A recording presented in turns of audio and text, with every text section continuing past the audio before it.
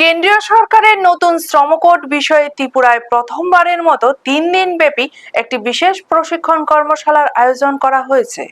আগরতলার hotel সোনাতরী guest হাউসে রাজ্য শ্রম দপ্তরের উদ্যোগে এই কর্মশালাটি অনুষ্ঠিত হচ্ছে। এই প্রশিক্ষণ কর্মসূচিতে মিজোরাম ও মণিপুর সহ উত্তর পূর্বাঞ্চলের বিভিন্ন রাজ্যের বিশেষজ্ঞ ব্যক্তিরা উপস্থিত থেকে নতুন শ্রম কোড সংক্রান্ত নানা দিক নিয়ে আলোচনা করছেন। রাজ্যের শ্রম দপ্তরের সাথে যুক্ত আধিকারিকদের এই নতুন শ্রম আইন ও নীতিমালার বিষয়ে সার্বিক ও বিস্তারিত প্রশিক্ষণ প্রদান করাই এই কর্মশালার মূল উদ্দেশ্য।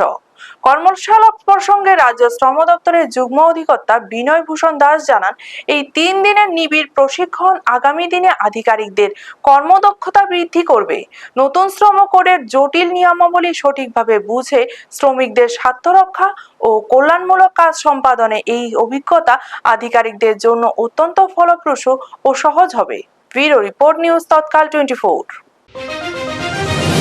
Actually, আজকে আমাদের 3 days capacity building on implementation labour codes.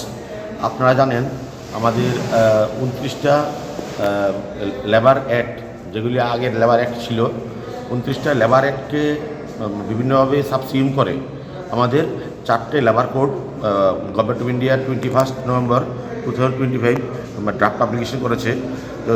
Code of wages, এরপর মানে সোশ্যাল সিকিউরিটি কোড, এরপর মানে occupational hazard and workplace code, এগুলি সব এরকমভাবে 4টে লেবার কোড মানে গভর্নমেন্ট অফ ইন্ডিয়া ইমপ্লিমেন্ট করেছে।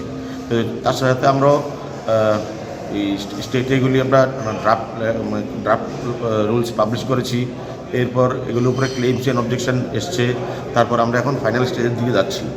তো যেহেতু এটা একটা চেঞ্জিং সোসাইটির মধ্যে লেবার লসগুলি চেঞ্জ হয়েছে, বিভিন্ন সোশ্যাল সিকিউরিটির ক্ষেত্রে আরও পরিধি আরও বাড়িয়েছে সরকার, যাতে শ্রমিকের সোশ্যাল সিকিউরিটি, সামাজিক সুরক্ষা আরও মানে বাড়ে। পাশাপাশি গিগ অ্যান্ড প্ল্যাটফর্ম ওয়ার্কার, যাদের আগে কোনো রেগুলেশন ছিল না, ওদেরকেও কভার করা হয়েছে। ফ্লোর ওয়েজেস এবং ফিক্সড টার্ম এমপ্লয়মেন্ট এবং গ্র্যাচুইটির ক্ষেত্রেও পজিটিভ পরিবর্তন এসছে। আপনারা দেখছেন নিউজ তৎকাল 24।